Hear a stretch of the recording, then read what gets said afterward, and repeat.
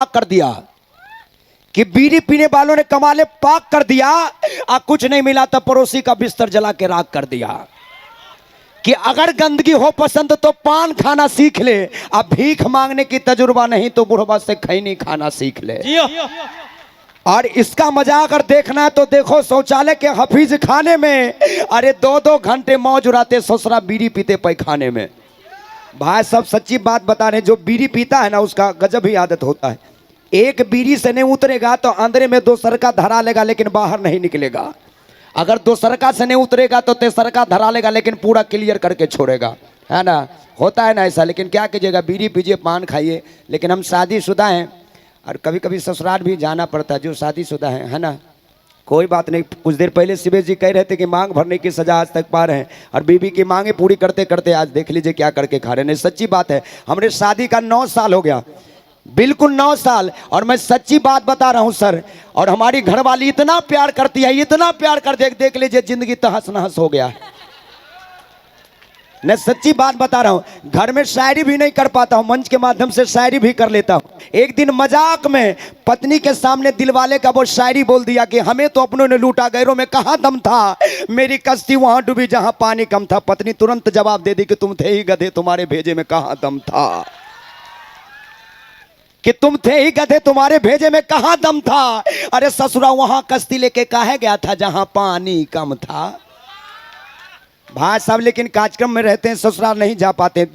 पिछले दिनों की बात है, 2 साल के बाद ससुराल गया।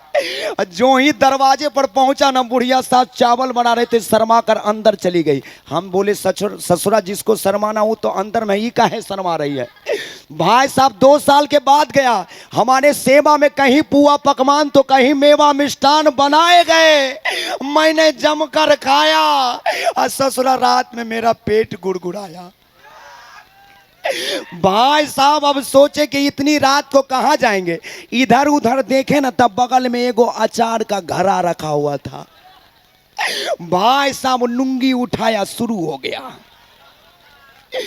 भाई साहब 1 घंटे में पूरा फुल। अब सोचे यहाँ छोड़ेंगे तो सुबह में लोग क्या कहेगा। भाई साहब गमछा लिया, मुंह बांधा और चल दिया फेंकने के लिए। जो ही कुछ दूर आगे बढ़ा ना, सामने से देखा एक चौकीदार साहब डंडा लेकर आ रहे थे। भाई साहब जो ही मुझ पर नजर पड़ी, चौकीदार साहब बोले कौन है रे। अरे कौन है। बोले सर हम चोर हैं। तुमने माथा पे कहा है रे। बोले सर आज कुछ हाथ नहीं लगा है, सिर्फ अचार हाथ लगा है। चौकीदार साहब खुश हो गए, बोले जल्दी रखो भागो यहाँ से। भाई साहब मैं रखा, भागा वहां से। चौकीदार साहब खुश हो गए, घर गए।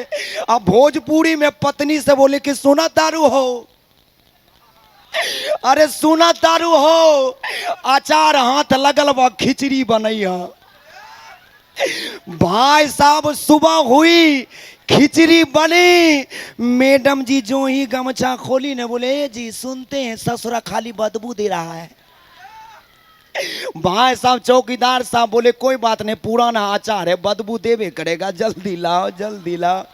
भाई साहब मैडम जी गमछा खोल के अंदर में हाथ देकर पीस खोजने लगी। फिर बोले कि ए जी सुनते हैं ससुरा एक को पीसवा नहीं मिल रहा है।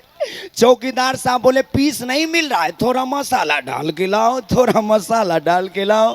भाई साहब मसाला डालकर जो ही चौकीदार साहब के सामने पड़ा, जो ही चौकीदार साहब पहला निवाला नाक तक लिया, बोला ससुरा धोखा दे गया, ससुरा धोखा दे गया, अचार के बदले में अपना चोखा दे गया।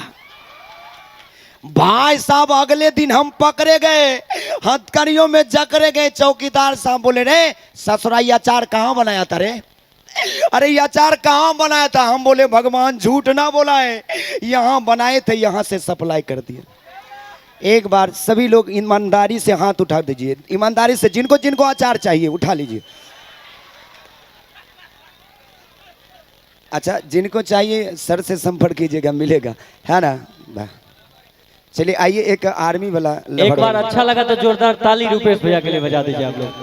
बहुत बहुत धन्यवाद। चलिए बहुत बहुत धन्यवाद। चलिए होता है ना। चलिए